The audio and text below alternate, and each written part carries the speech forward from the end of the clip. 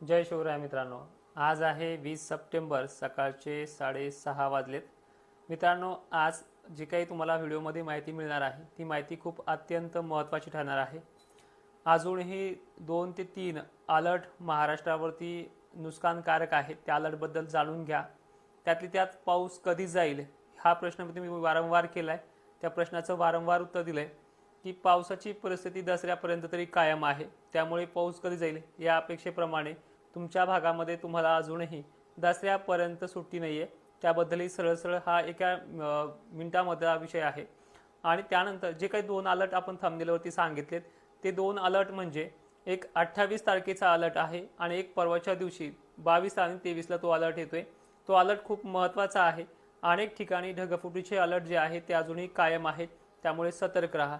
आता फक्त व्हिडिओच्या माध्यमातून एक तारीख कोणत्या कोणत्या जिल्ह्यांना कशी राहणार आहे ते समजून घ्या.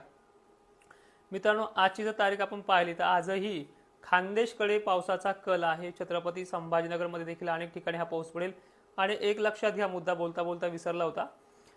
मी कालही ते सांगितले, परवाही ते सांगितले, उष्णतेचे दिवस आहेत. दिवसा वातावरण असं उघडल्यासारखं वाटेल, पण रात्रीच्या वेळेला आजही नांदेडमध्ये काही भागांमध्ये, परभणी असेल, जालना असेल, छत्रपती संभाजीनगर असेल, पश्चिम महाराष्ट्रात अनेक ठिकाणी, दक्षिण महाराष्ट्रामध्ये बघितलं आपण तर सातारा, तुरळक पण सांगली, बीड वगैरे भागांमध्ये बऱ्याच ठिकाणी हा पाऊस आजही 20 सप्टेंबरला मध्यरात्री का होईना, काही मोजक्या भागांना का होईना तो येणारच आहे.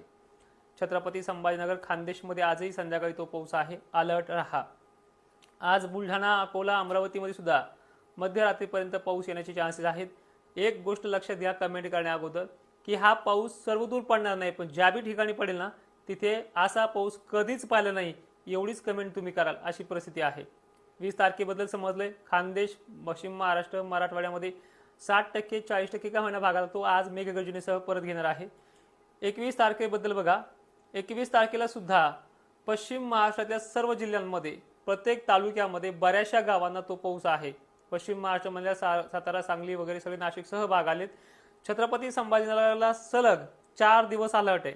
मग कोणताही भाग तो घेईल, कोणताही तालुका घेईल. वैजापूरचा नंबर आहे, त्यात कन्नड, सिल्लोड आहे, त्यात बदनापूरची इकडे देखील साईड त्यामध्ये आहे. जालना देखील अलर्ट आहे, बीड देखील अलर्ट आहे.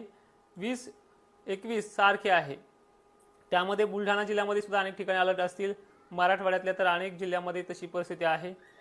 त्यानंतर 22 तारखेला, 22 सप्टेंबरला सर्वाधिक मोठा अलर्ट जे 19 तारखेला घडले, लक्षात आले ना. काल परवा सांगितलं तुम्हाला की 19 तारीख विचित्र आहे. दिवसा उघाड दिसेल आणि संध्याकाळी दणका देईल, त्या पद्धतीने झाले. तर या दिवशी नाशिक जिल्हा,